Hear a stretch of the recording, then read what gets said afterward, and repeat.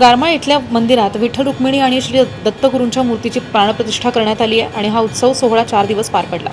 घाट माथ्यावर असलेल्या गारमाळ ह्या ठिकाणी दरवर्षी नववर्षाच्या शुभ मुहूर्तावर ह्या गावची जत्रा असते आणि त्याचप्रमाणे ह्या वर्षी सुद्धा ग्रामस्थांच्या वतीनं भव्य उत्सव सोहळा आणि मूर्ती प्राणप्रतिष्ठा कार्यक्रम आयोजित करण्यात आलेला होता।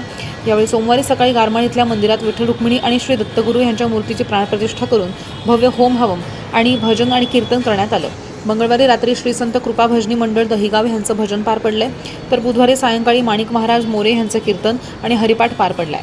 गुरुवारी पहाटे मंदिरात काकड आरती, सत्यनारायण महापूजा, दुपारी महिलांसाठी हळदी कुंकाचा कार्यक्रम, सायंकाळी सुभाष महाराज देशमुख यांचं प्रवचन, नंतर हरिपाठ आणि रात्री गावातून श्रींची भव्य पालखी मिरवणूक गावातून ढोल ताशांच्या गजरात वाजत गाजत काढण्यात आली। नंतर महाप्रसाद आणि रात्री खेळ मनोरंजनाचा ऑर्केस्ट्रा सुद्धा पार पडलाय।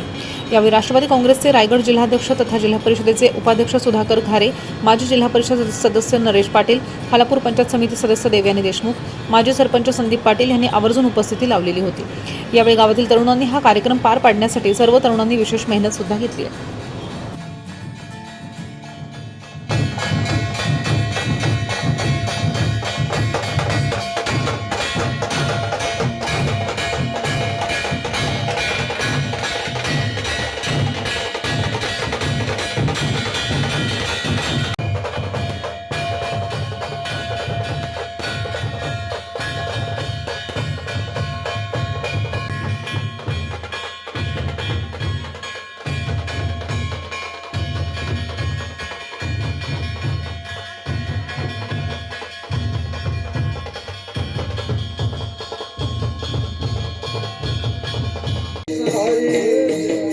हरे जय जय राम कृष्ण हरे हरे जय जय राम कृष्ण हरे जय जय राम कृष्ण राम कृष्ण हरे जय जय राम